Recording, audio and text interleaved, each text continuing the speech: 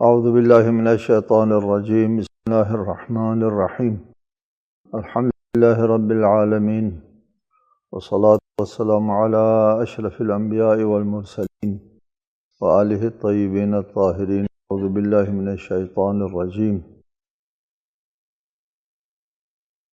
لقد انزلنا الیکم کتابا فیہ ذکرکم افلا تعقلون، ہم نے تمہاری طرف ایک ایسی کتاب نازل کی ہے جس میں تمہاری نصیحت ہے، تمہارا ذکر ہے، کیا تم عقل سے کام نہیں لیتے؟ ہم نے جو قرآن نازل کیا ہے اس میں تمہارا ذکر ہے، کسی اجنبی کا ذکر نہیں، کسی غیر کا ذکر نہیں کہ تم کہو کہ یہ کتاب ہم پر کیوں نازل ہوئی جس میں اوروں کا ذکر ہے، غیر انسان، اور اس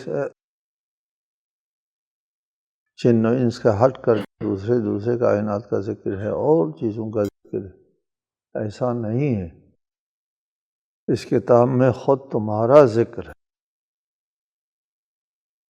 افلا تعقلون، اگر عقل سے کام لیتے تو اس کتاب کو دیکھ کر کے خوشی مناتے، جشن مناتے، اس لیے فیہ ذکرکم، اس میں خود تمہارا ذکر۔ اب ذکر کیا ہے؟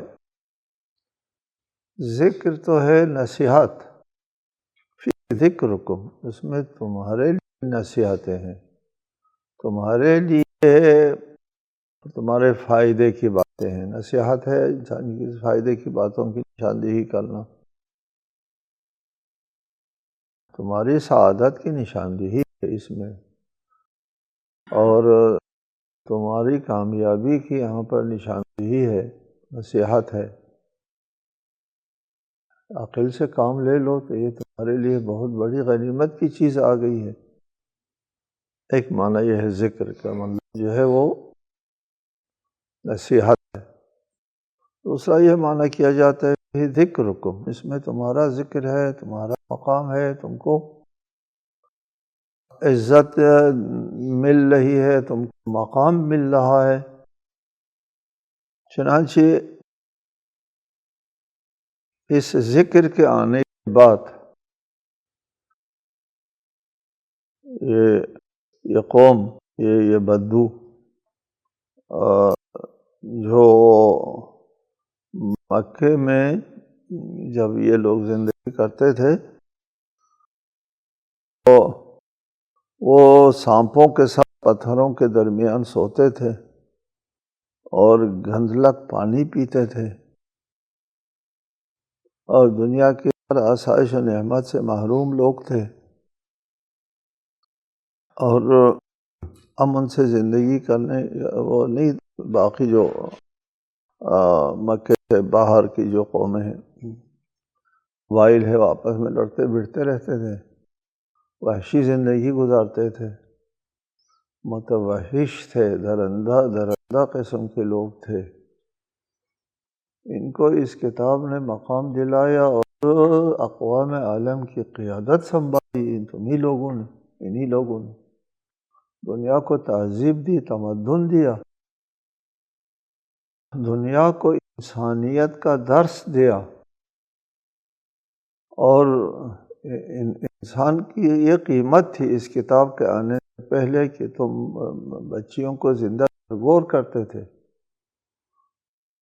لڑکیوں کو زندہ درگور کرتے تھے، اور اس کتاب میں آ کر کے کہا کہ خیر اولادکم البنات، تمہارے اولاد میں بہترین اولاد جو ہے وہ بیٹیاں، بہترین اولاد۔ فی ذکرکم، اس میں تمہارا مقام ہے، تمہاری شان ہے، تمہاری جلالت ہے۔ ذکر کی دونوں تعریف جو ہے وہ قابل قبول ہے، نصیحت بھی ہے، جلالت بھی ہے، واقعی ہے کہ اس ذکر کے آنے کے بعد اس امت کو مقام ملا، اس امت نے دنیا میں ایک انقلاب لے آئے اس کتاب کی وجہ سے۔ یہ یورپ جو آج اس کی تقلید کرنے میں فخر محسوس کرتے ہیں ہم لوگ، یہ تاریکی کے اتاہ گہرائی کے اندر جو ہے وہ یورپ پڑا ہوا تھا، ان کو کھانے پینے کا طریقہ نہیں آتا تھا، وحشی تھے یہ لوگ۔ اسلام نے یہاں سے تمدن پہنچایا، تہذیب پہنچائی۔ ایک حدیث یہاں پر مناسبت سے خالی نہیں ہے کہ حدیث یہ ہے کہ اختلاف امتی رحمہ، میری امت کا اختلاف رحمت ہے۔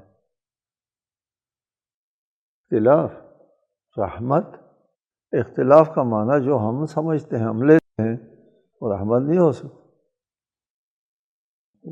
وہ اختلاف رحمت نہیں ہو سکتی۔ اس لیے قرآن مجید میں جا بجا یہ کہا ہے کہ اللہ قیامت کے دن تم کو بتا دے گا جن میں تم اختلاف کرتے رہے ہو، فیہ مختلفون یا تختلفون، اختلاف کرتے رہے۔ اختلاف کی زبردست مذمت ہے قرآن میں۔ وہ میرے امت کا اختلاف کیسے رحمت ہوا؟ اختلاف قابل مذمت۔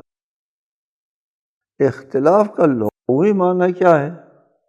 لغوی معنی اختلاف کا ہے آمد و شد، آنا جانا۔ جی، آنا جانے کو اختلاف کہتے ہیں۔ رائے میں اختلاف کو اختلاف کیوں کہا؟ اس لیے کہ آپ کی رائے اس طرف جا رہی ہے، میری رائے اس طرف آ رہی ہے، اختلاف ہوا نا۔ سب کی رائے ایک طرف جائے تو پھر اتفاق ہے، کوئی رائے ادھر آتی ہے، کوئی ادھر جاتی ہے۔ رائے اور نظریات کا آنا جانا، کوئی رائے جاتی ہے کوئی آتی ہے، اس کو اختلاف کہتے ہیں۔ آراء اور نظریات کا آمد و شد، سب ایک طرف نہیں، مختلف جہتوں کی طرف جاتے ہیں۔ یہاں سے اس کو بھی اختلاف کہا ہے۔ نظریات ایک نہ ہونے کو بھی اختلاف اس لیے کہا ہے کہ اس میں آمد و شد ہوتا ہے، ورنہ لغت میں اختلاف آمد و رفت کو کہتے ہیں۔ وہ مختلف الملائکہ، ہم پڑھتے ہیں زیارتوں میں کہ آپ یہ فرشتوں کی آمد و شد کی بارگاہ ہیں، آپ اہل بیت کی طرف اشارہ کرتے ہیں۔ حضرت علی کا ایک فرمان ہے نہج البلاغہ میں، وَيَعْلَمُ اخْتِلَافَ النِّينَانِ فِي الْبِحَارِ الْغَامِرَاتِ، اللہ کی ذات وہ ہے جو مچھلیوں کے گہرے سمندروں میں مچھلیوں کے آمد و شد کو جانتی ہے۔ اختلاف النینان، مچھلیوں کے آمد و شد، فی البحار الغامرہ، یہ الگ ایک خوبصورت بحث وحی کے موضوع پر ہم بتاتے ہیں کہ یہ مچھلیوں کے جو آمد و رفت ہے، اس میں عجیب قسم کا درس ہے، عجیب غریب قسم کا درس ہے۔ اس طرح اشارہ فرمائے، اللہ تعالیٰ ان کے آمد و رفت کو جانتا ہے۔ ٹھیک ہے جی۔ اختلاف امت رحمہ، میری امت کا آمد و رفت میں رحمت ہے۔ میرے امت کے آمد و رفت نے دنیا کو تہذیب سکھائی، تمدن سکھایا، انسانی قدریں سکھائی۔ انسان نے اپنی انسانیت کو گم کر رکھا تھا، اسلام نے آ کر کے پیدا کر کے دے دیا۔ احترام آدمیت، احترام انسانیت کا درس ہے۔ فیہ ذکر، اس میں تمہارا مقام ہے، تمہاری شان ہے، شوکت ہے۔ افلا تعقلون، اگر تم عقل سے کام لیتے تو اس اعزاز کو ہاتھوں ہاتھ لے لیتے، اس کی قدر کرتے، لیکن عقل سے کام نہیں لیتے۔ وَكَمْ قَصَمْنَا مِنْ قَرْيَةٍ كَانَتْ ظَالِمَةً وَأَنشَأْنَا بَعْدَهَا قَوْمًا آخَرِينَ، اور ہم نے کتنی ظالم بستیوں کو درہم برہم کر کے رکھ دیا، اور ان کے بعد دوسری قوم کو پیدا کیا۔ قسمہ توڑ پھوڑ کو کہتے ہیں، ہم نے بہت سی بستیوں کو ہلاک کر دیا، تباہ کر دیا، اور اس کی جگہ اور لوگوں کو لے آیا، نئی نسل آگے آباد ہو گئے، پچھلی نسل کو تباہ و برباد کر دیا۔ ان کو تم سامنے نہیں رکھتے ہو کہ تمہارا بھی یہی اشر ہوگا۔ فلما احسوا بأسنا اذا هم منها يركضون، جب وہ ہمارے عذاب کو محسوس کیا تب وہ وہاں سے بھاگنے لگے۔ لا تركضوا وارجعوا الى ما اترفتم فيه ومساكنكم لعلكم تسألون، بھاگو نہیں اپنے عیش پرستی میں اور اپنے گھروں کی طرف لوٹ جاؤ، شاید تم سے پوچھا جائے۔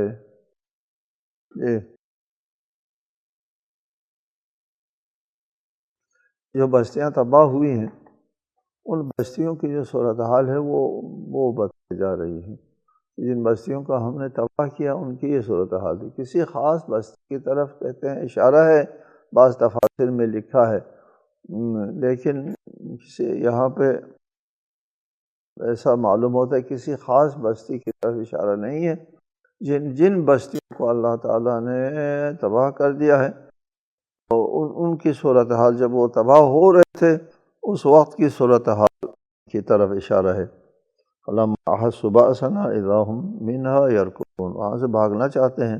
لا تركضوا ازراہ طنز، جب عذاب نازل ہو رہا ہوتا ہے تو جب وہ بھاگنا چاہتے ہیں تو ان سے کہا جاتا ہے، طنز ہے، یہ طنز اہانت ہے کہ مت بھاگو، کہاں بھاگ کے جاتے ہو، واپس جاؤ اپنے عیش قدوں کے پاس، جا کے عیاشی تو کرو۔ اب عذاب آ رہا ہے، تباہ ہو رہا ہے، موت سامنے ہے، عیاشی کرو، موقع نہیں۔ ان کی سابقہ زندگی کی طرف اشارہ کر کے جاؤ عیاشی کرو، اب جا کر کے عیش نوش کرو نا۔ الی ما اترفتم ومساکنکم، اپنے قصروں میں، اپنے محلات میں جاؤ نا۔ اب بھاگتے کہاں ہو؟ ان محلات میں جا کر کے تم نے کون سا جرم چھوڑا تھا جو انجام نہیں دیا تھا؟ اب جاؤ نا وہاں، انہیں محلات میں جا کر کے دوبارہ عیاشی کرو۔ لعلکم تسألون، شاید تم سے پوچھا جائے۔ اس کے دو تفسیر ہے، لعلکم تسألون۔ ایک تفسیر یہ ہے کہ تم سے پوچھا جائے گا کہ یہ جو محلات ہے اس کا کیا انجام ہوا، یہ جو عیش پرستی ہے اس کی عاقبت کیا ہوئی، اس کا نتیجہ کیا ہوا؟ تم نے نصیحت کرنے والوں کو رد کیا، اب کیا نتیجہ نکلا اس کا یہ ہے، سوال یہ ہوگا ان پر، لعلکم تسألون، سوال کیا جائے گا۔ دوسرا یہ ہے، دوسری تفسیر یہ ہے کہ پھر اپنے محلات میں جاؤ نا، کہ پھر لعلکم تسألون، پھر سوال کرنے والے، ہاتھ پھیلانے والے تمہارے دروازے پر آئیں اور ہاتھ پھیلانا شروع کر دیں، تم سے مانگنا شروع کر دیں اور تم کیف کرنا شروع کرو۔ جاؤ نا جا کر کے لعلکم تسألون، سائل پھر تمہارے گھروں طرف رخ کریں گے۔ یہ بھی طنز ہے، یعنی ان کی سابقہ زندگی کی طرف اشارہ ہے۔ لیکن لعلکم تسألون پہلی تفسیر کو ہم ترجیح دیتے ہیں، اسی ترجیح جو ہے وہ قابل قبول نہیں ہے، اس لیے کہ لوگوں کو ان سے سوال کرنا، حاجت مندی وغیرہ کرنا جو ہے وہ کوئی بری بات نہیں تھی اپنی جگہ۔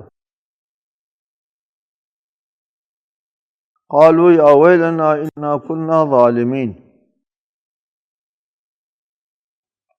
فما زالت تلک دعواہم حتی جعلناہم حصیدا خامدین، کہنے لگے ہائے ہماری تباہی، یا ویلنا، بے شک ہم لوگ ظالم تھے، اور وہ فریاد کر رہے ہیں یہاں تک کہ ہم نے انہیں جڑوں سے کاٹ کر خاموش کر دیا۔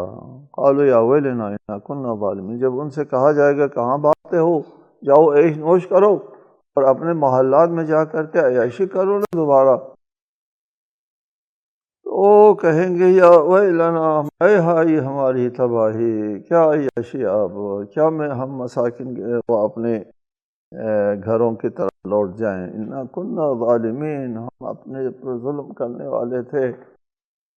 اب ان کے سمجھ میں بات آ گئی، یعنی جب عذاب سر پہ آ گیا، موت سامنے آ گئی، اس وقت یا ویلنا کہتے ہیں۔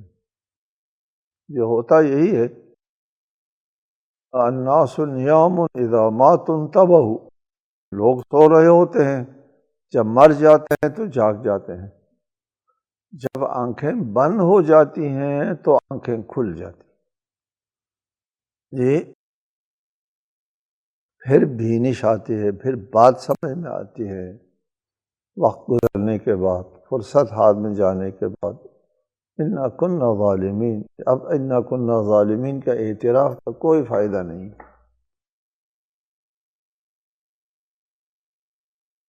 فما زالت تلک دعواہم حتی جعلناہم حصیدا خامدین، اور وہ فریاد کر رہے تھے، فما زالت کر رہے تھے، یہاں تک کہ ہم نے انہیں کاٹ کر جعلناہم حصیدان، حصد کہتے ہیں، حصید کٹی ہوئی فصل کہتے ہیں، یوم الحصاد، کٹائی کے دن، ہاں جی، حصیدن، خامد خمود خاموش کو کہتے ہیں، کاٹ کر خاموش کر دیا، جعلناہم حصیدن خامدین، کو کاٹ کر خاموش کر دیا۔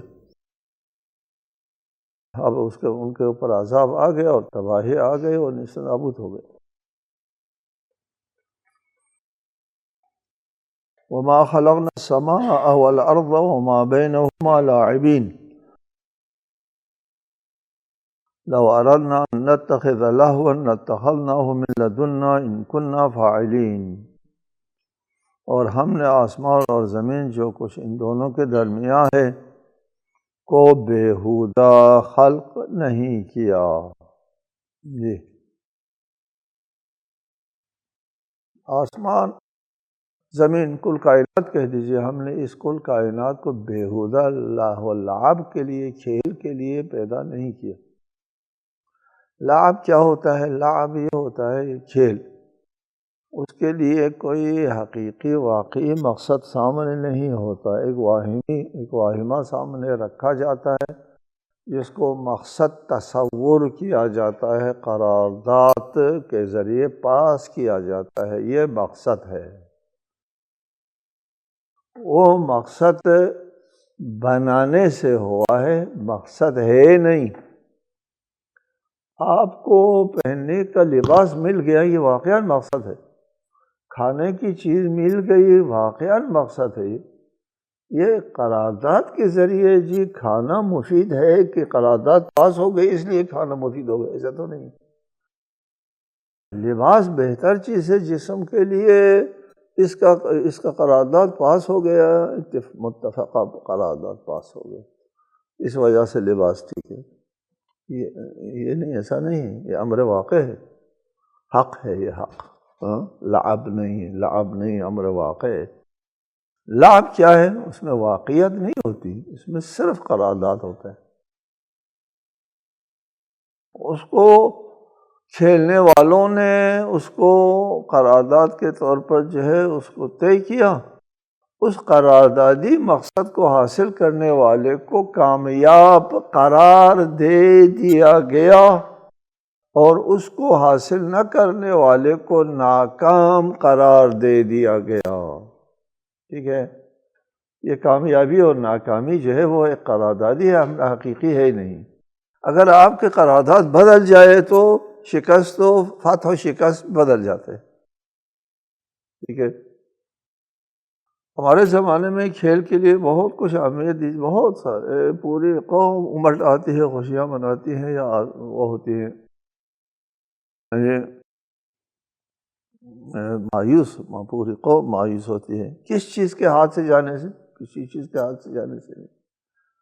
خوش ہوتے ہیں کس چیز کے ہاتھ کے آنے سے؟ کسی امر واقع کے ہاتھ کے جانے۔ ایک قرارداد کو پا لیا، حقیقت کو نہیں پایا، قرارداد کو پا لیا، اس پر خوش ہوتے ہیں۔ بے مقصد ہے، بے ہدف ہے، کوئی فائدہ نہیں ہے، کسی کی زندگی کے اوپر 1% بھی کوئی اثر نہیں پڑتا سوائے خوشی کے، خوش ہوتا ہے کہ جی ہم جیت گئے بس۔ امر واقع اس میں نہیں ہے۔ اللہ تعالیٰ نے اس کائنات کو اس قسم کے لعب کے طور پر بغیر کسی واقعی ہدف کے ایسے پیدا نہیں کیا۔ لعب کس لیے ہوتا ہے؟ یہ کھیلتے کیوں ہے؟ خوش کیوں ہوتے ہیں انسان؟ ہم لوگ خوش ہوتے ہیں، انسان خوش ہوتے ہیں، دل بہلاتے ہیں، انسان خوش ہوتے ہیں۔ لعب جو ہے انسان کھیلتا ہے، بور ہو گیا، تنگ ہو گیا کسی چیز سے، یا کسی فکر میں پڑ گیا انسان، تو آؤ تھوڑی دیر کھیلتے ہیں اور پھر یہ بات بھول جائے ذہن سے، بوریت ختم ہو جائے، فکر مندی ختم ہو جائے، مشغول کرتے ہیں اپنے آپ کو کسی مقصد کے لیے۔ اللہ تعالیٰ کے لیے ایسا ممکن نہیں، متصور نہیں ہے کہ اللہ تعالیٰ جو ہے وہ کوئی لعب کے ذریعے بوریت ختم کرے اور اپنے لیے ایک مصروفیت نکالے۔ ایسا اللہ تعالیٰ کے قابل تصور نہیں ہے کہ اللہ تعالیٰ لاعبین جو ہے وہ اس کائنات کو بنائے دل بہلانے کے لیے، بوریت ختم کرنے کے لیے، خوشی حاصل کرنے کے لیے۔ ایسی چیز خدا کے لیے نہیں۔ ہم نے اس کائنات کو لعب کے طور پر بے مقصد خلق نہیں کیا، بلکہ ایک مقصد کے تحت اس کو خلق کیا ہے۔ آگے ایک مطلب ہے، ارشاد فرمائے لو اردنا ان نتخذ لہوا لاتخذناہ من لدنا ان کننا فاعلین، اگر ہم کھیل کا ارادہ کرتے تو ہم اسے اپنے پاس سے بنا لیتے اگر ہم ایسا کرنے والے ہوتے۔ لو اردنا ان نتخذ لہوا، ایک فرض کر لیتے ہیں، فرض یہ ذہن میں رہے، فرض محال نہیں ہوتا۔ ایک محال چیز کو بھی آپ فرض میں لا سکتے ہیں۔ قل ان کان للرحمن ولد فانا اول العابدین، کہہ دیجئے کہ اگر اللہ کا کوئی بیٹا ہوتا ہے تو پھر اس کی پرستی سب سے پہلے میں کرتا۔ یہ فرض ہے، فرض محال ہے، اللہ کے لیے بیٹا ہونا محال ہے، لیکن ایک مفروضے کے طور پر اگر بیٹا ہوتا تو میں سب سے پہلے اس کی پرستش کرتا۔ فرض محال نہیں ہے۔ اسی طرح یہاں ایک محال کا فرض ہو رہا ہے۔ لو اردنا، اگر ہم چاہتے کوئی دل بہلانے کے لیے، وہ تو ہو نہیں سکتا اللہ تعالیٰ کے دل بہلانے، بوریت ختم کرنے کے لیے، اپنے آپ کو خوش رکھنے کے لیے، اس قسم کا بے مقصد کام ہم کرنے کا ارادہ کر لیتے، لاتخذناہ، ہم اس کھیل کو بنا لیتے، من لدنا، اپنے پاس سے، من لدنا، اپنے پاس سے بنا لیتے اس کھیل کو۔ اس کائنات کو بنانے کی ضرورت نہیں تھی مجھے کھیلنے کے لیے، مجھے کھیلنے کے لیے عالم خلق و ایجاد کی ضرورت نہیں تھی، عالم خلق و ایجاد کی ضرورت نہیں تھی۔ بات ہے کائنات کی۔ اس کائنات کو ہم نے لعب کے لیے نہیں بنایا۔ اگر لعب کے لیے بنانا ہوتا تو ہم کو اس کائنات کے بنانے کی کوئی ضرورت نہیں تھی، ہم کھیل لیتے اپنے ہاں سے، من لدنا۔ یہاں من لدنا کی تفسیر میں بہت مشکل پیش آئی ہے، بہت سے اقوال ہیں۔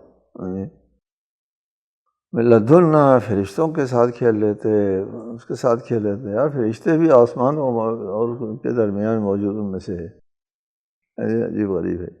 اور من لدنا، اپنے ہاں سے کھیل لیتے، کیا ہے اپنے ہاں سے کھیل لیتے؟ جی تم کو بنانے کی، اس کائنات کو بنانے کی مجھے ضرورت نہ تھی۔ اگر کھیلنا ہوتا تو ہم من لدنا اپنے ہاں سے کھیل لیتے، اپنے ہاں سے۔ اس سے اندیا ملتا ہے کہ اللہ تعالیٰ کے ہاں من لدنا، اللہ تعالیٰ کے ہاں یہی عالم خلق و ایجاد ہی نہیں ہے جی، اور بھی بہت کچھ ہے جو ہم لوگ تصور نہیں کر سکتے۔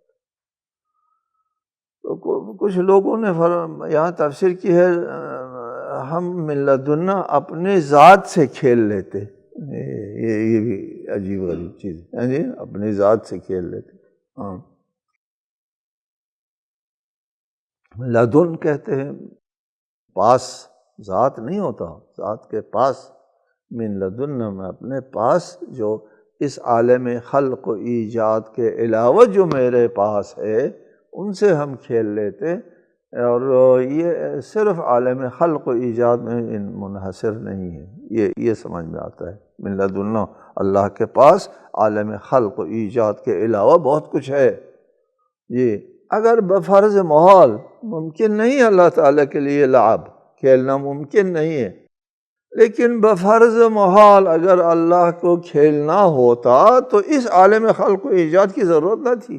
اللہ کے پاس کھیلنے کے لیے اور بہت کچھ ہے، بہت سے عوالم ہیں اور بھی، یہ سامنے آتا ہے من لدن، ٹھیک ہے، بہت سے عوالم اور کیا ہے، ہم عالم خلق کے لوگ ہیں، ہم عالم خلق کے لوگ عالم غیر خلق کو نہیں سمجھ سکتے۔ بہرحال اس سے یہ بات سامنے آتی ہے کہ عالم خلق و ایجاد کی ہم کو ضرورت نہیں تھی، اگر ہم یہ کھیل کے لیے کام کرنے والے ہوتے تو ہم عالم خلق کے بغیر اپنے پاس سے بہت کچھ ہم اپنے پاس رکھتے ہیں، ان سے کھیل لیتے جی، تمہاری کیا ضرورت، ٹھیک ہے جی، یعنی یہ فرض محال ہے ہاں اللہ تعالیٰ کے لیے کھیل۔ بل نقذف بالحق علی الباطل فیدمغه فاذا هو زاہق وَلَكُمُ الْوَيْلُ مِمَّا تَصِفُونَ، بلکہ ہم باطل پر حق کی چوٹ لگاتے ہیں پھر اس کا سر کچل دیتا ہے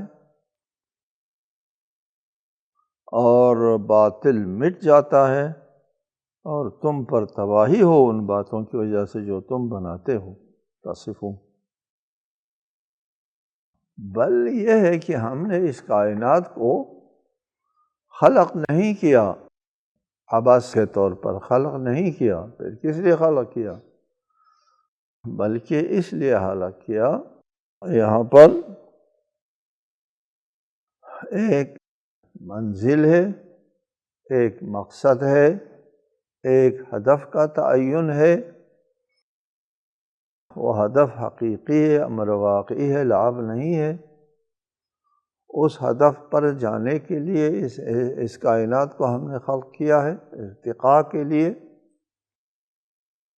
اس کائنات کو خلق کیا ہے، اور جو اس ارتقاء کے راستے میں رکاوٹ بنتے ہیں ان کو تباہ کرنے کے لیے اور پھر اپنی منزل تک راہیان حق کو منزل تک پہنچانے کے لیے ہم نے اس کائنات کو بنایا، بس اس لیے بنایا۔ ٹھیک ہے، ایک منزل ہے، ایک مقصد ہے، اس مقصد تک، اس منزل تک پہنچنے کے لیے بل نقذف بالحق علی الباطل، بلکہ ہم باطل پر حق کی چوٹ لگاتے ہیں جو اس کا سر کچل دیتا ہے، حق یعنی باطل کا سر کچل دیتا ہے اور باطل مٹ جاتا ہے۔ ٹھیک ہے جی، حق کس کو کہتے ہیں؟ حق امر واقع کو کہتے ہیں، باطل اس کے مقابلے میں غیر واقع ہے، عدم، جی، عدم کو عدم کے اس میں نیست و نابودی میں پہنچا دیتے ہیں۔ اس معرکہ حق و باطل کے کارزار کے طور پر ہم نے اس کائنات کو بنایا ہے، عبث نہیں بنایا، کھیل کود کے لیے نہیں بنایا، یہ معرکہ حق و باطل ہے یہ کائنات، اس لیے ہم نے بنایا ہے، اور یہ معرکہ ضروری ہوتا ہے آزمائش کے لیے، امتحان کے لیے، ارتقاء کے لیے۔ والسلام علیکم ورحمۃ اللہ وبرکاتہ۔